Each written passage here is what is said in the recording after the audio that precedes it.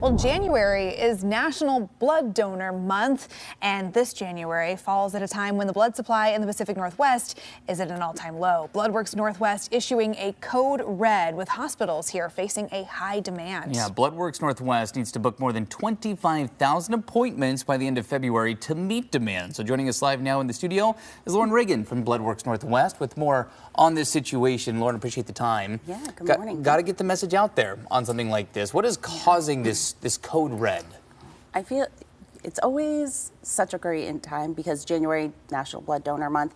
Coming out of that holiday season, a lot of donors, right? We're enjoying festivities and just blood donation kind of drops off our, the top of our mindset. Now, if you have anybody that's school-age kids right now, cold and flu season, so our regular donors aren't coming out because they're not feeling well.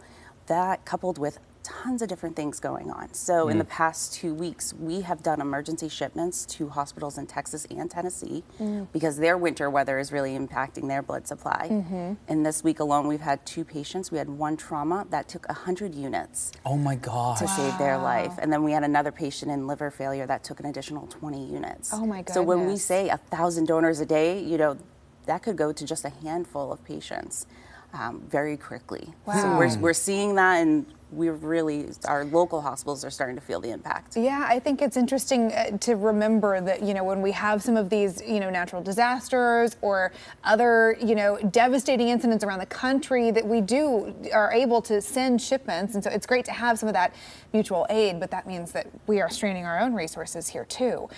So what do we need to see in terms of donation here to get the Pacific Northwest back to a safe level?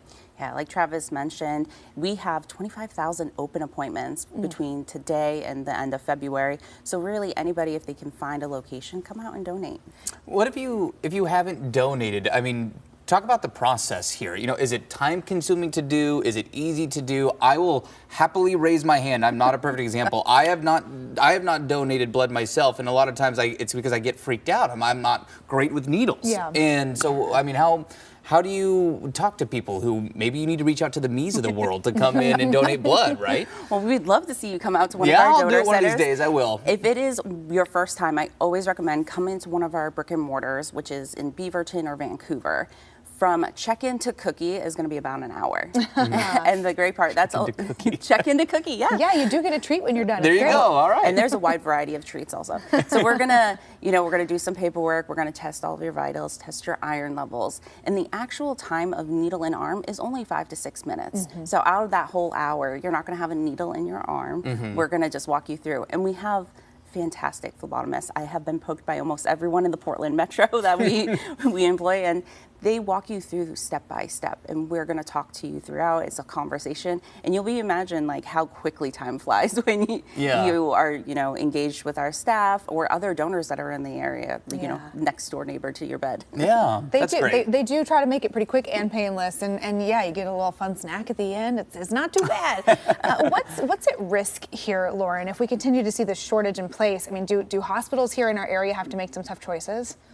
They will. Yeah. We have a medical team that's behind us at Bloodworks, and they will start putting out parameters, and we're going to have to almost triage people when you're coming in. And that is going to affect our families that are, patients receiving chemotherapy. So I always refer to it in my own discussions as kind of like a slow burn, because those patients need 1 to 2 units maybe every couple days, once a week. And that's when they're not feeling well. Symptoms of when you have a low hemoglobin is going to be like migraines, kind of dizziness. So it's not a great experience for those chemotherapy patients. Yeah. And if we have to start triaging, sometimes they may have to wait, instead of getting their blood right away, they may have to wait a couple extra days, maybe a week. And when we have a high volume of trauma cases coming in, we need to prioritize being able to save lives. Yeah. Well, I'm glad we were able to help get the message out there. If you're like me and haven't donated, maybe now is the time, because the need is great. So, Lauren, really do appreciate the time. Happy to get you on the show. Yes, thank you so much for having me. Yeah, absolutely. And of course, if you do want to make an appointment today, we've got a link on coin.com where you can find a location near you, get that donation on the books so we can not get to that triage point. Yeah. All right, it's 7:23 right now.